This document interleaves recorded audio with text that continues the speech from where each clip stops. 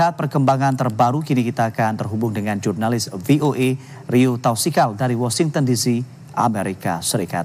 Selamat malam waktu Jakarta, Rio. Selamat pagi waktu Washington DC, Anggi dan pemirsa. Ya, baik. Rio, bagaimana situasi jelang pemilu di Amerika Serikat?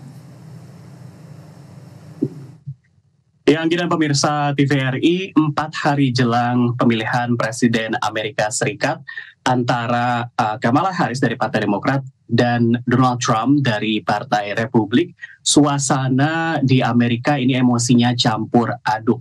Beragam emosi dirasakan oleh warga. Sebuah survei dari Associated Press dan NORC yang dirilis baru-baru ini mengungkap bahwa 7 dari 10 warga Amerika merasa cemas dan frustrasi jelang pemilihan presiden, apalagi jelang 1 minggu menuju hari pemilihan, ada perasaan ketidakpastian yang seolah-olah membayangi warga Amerika Serikat begitu.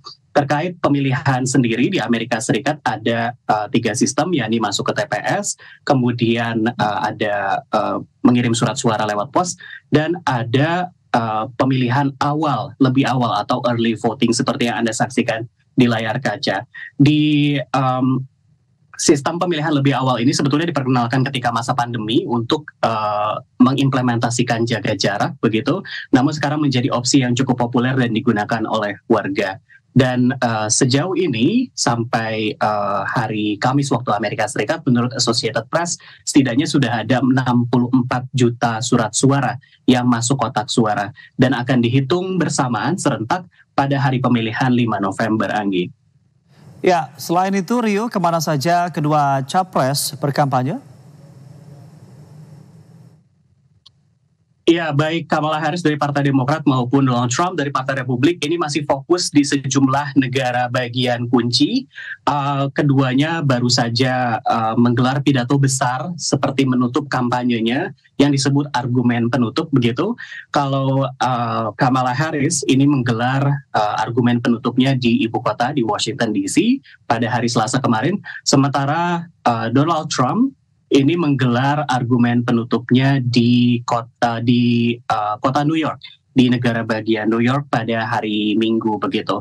Namun demikian, ini bukan berarti kampanye mereka berakhir, karena kalau di Indonesia ada masa tenang, di Amerika Serikat tidak ada masa tenang.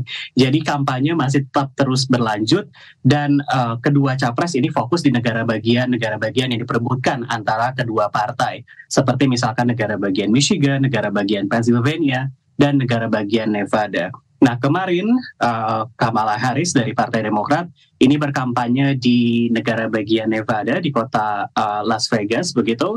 Kemudian Donald Trump fokus berkampanye di negara bagian Pennsylvania, dan mereka masih akan mengunjungi beberapa negara bagian kunci lagi sampai sebelum 5 Amerika Serikat. Rio, selamat kembali bertugas.